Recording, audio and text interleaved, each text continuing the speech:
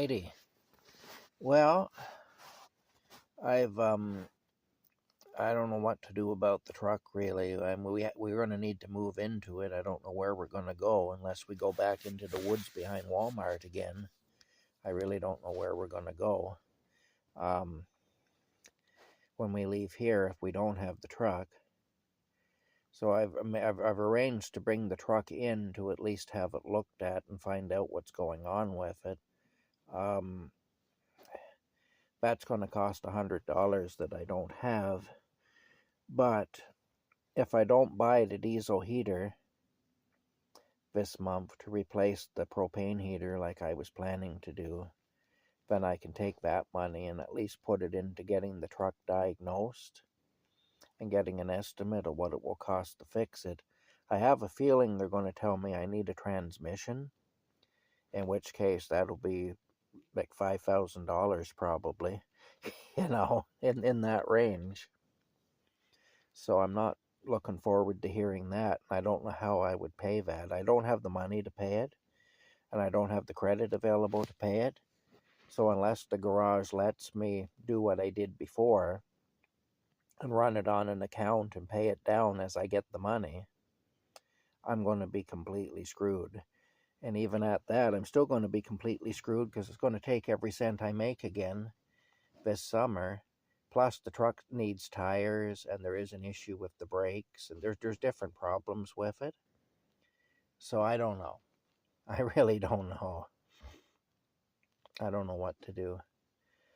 But I'll at least find out what I'm dealing with, and then I can make some decisions.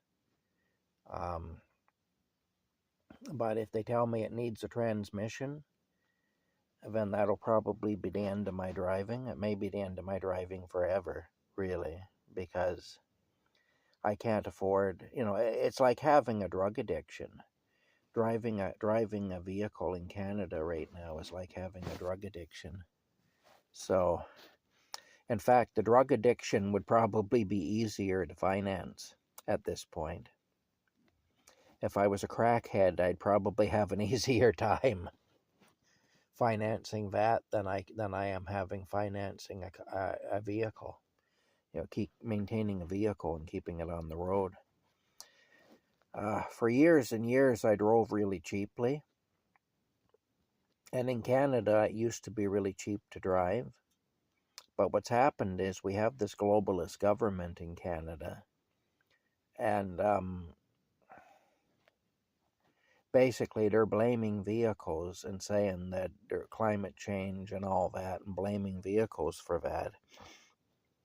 And really, they're blaming us. I mean, we've already been put on notice by the globalists that they want 95% of us off their planet, because they regard this as their planet and they regard us as trespassers on it.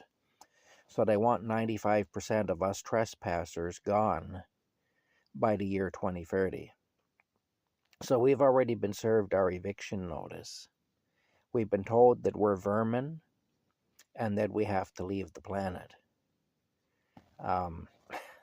This is what's happened. And so they're doing everything they can to make life unlivable right now. And our government in Canada is really bad. Like, it's a seriously globalist government. It's like the government that the United States had for the last 4 years. It's that same kind of government.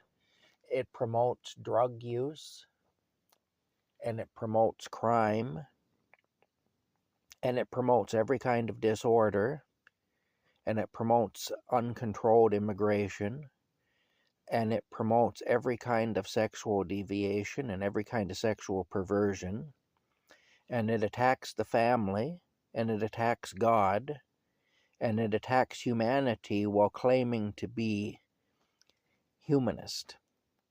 It claims to be a humanist government, basically, but it attacks humanity continuously. So, I mean, and that's the thing about humanism, nobody hates humanity like a humanist, They claim Christians hate humanity, which really isn't true. But that's the accusation the Christians face, is that we hate humanity. But really, it's these globalists and these humanists who are connected with all that, who hate humanity. And that's why all this is happening anyway. There's no reason for it otherwise. Of course, these people are making a fortune off it. And of course, they're not living by the rules they expect us to live by. That's the other thing. And unfortunately, most of society has sided in with them.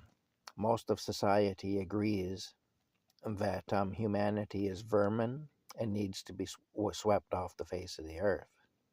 So most of the people have already consented to their own execution. That's how insane things are. And Canada is particularly bad for it. And I've been told, I've actually had Canadians tell me that I should feel privileged to suffer hardship for the good of the earth. You know? Well, for one thing, it's a lie. They're telling lies. That's the first thing. The second thing is, for the good of the earth, it's like, look, the earth is supposed to be here to provide for us, not the other way around. Now, yes, we're supposed to manage it properly, and we haven't always done that. But anybody who thinks that the earth is going to be killed by us, all I can tell you is you're insane if you think that. That's not going to happen. The earth will shake us off like fleas off a dog before it will allow that to happen. And the earth doesn't need us to commit mass suicide. The earth doesn't require that of us. It doesn't need that from us.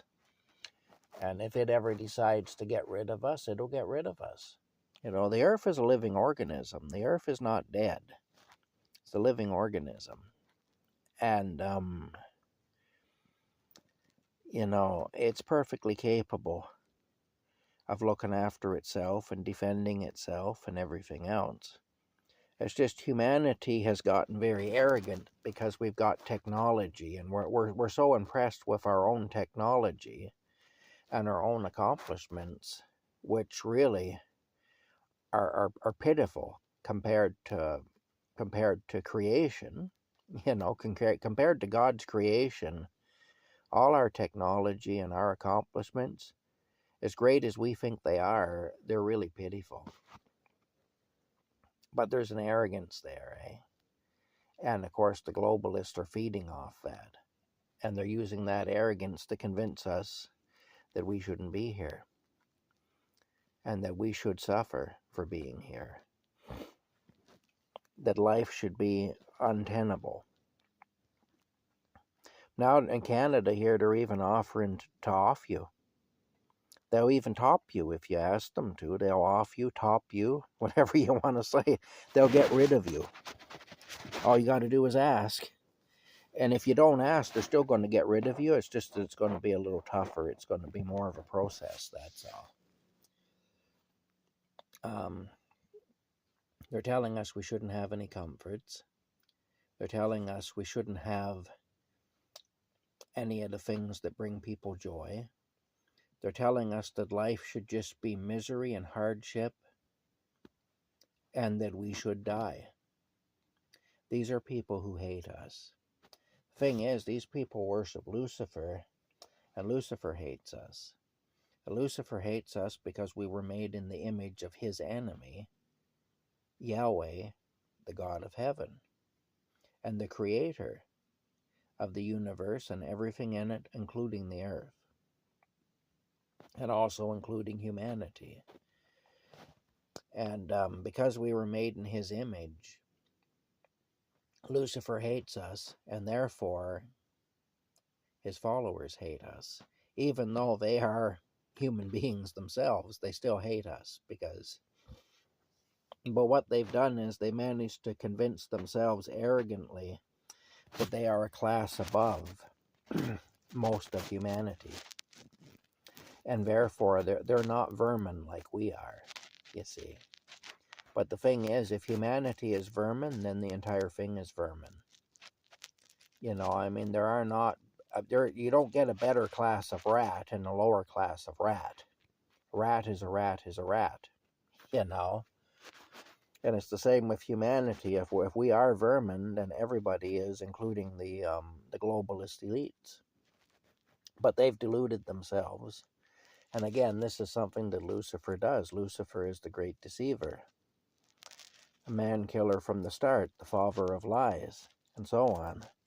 And he has deluded these people into believing that they are some higher order of human being, and therefore it doesn't apply to them.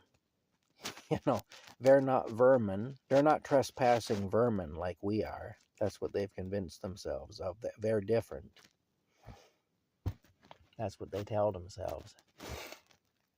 And that enables them to participate in what's happening now. And the whole thing of you know, everything being unaffordable, food, fuel, shelter, transportation, all of it unaffordable, that's all part of that campaign against mankind.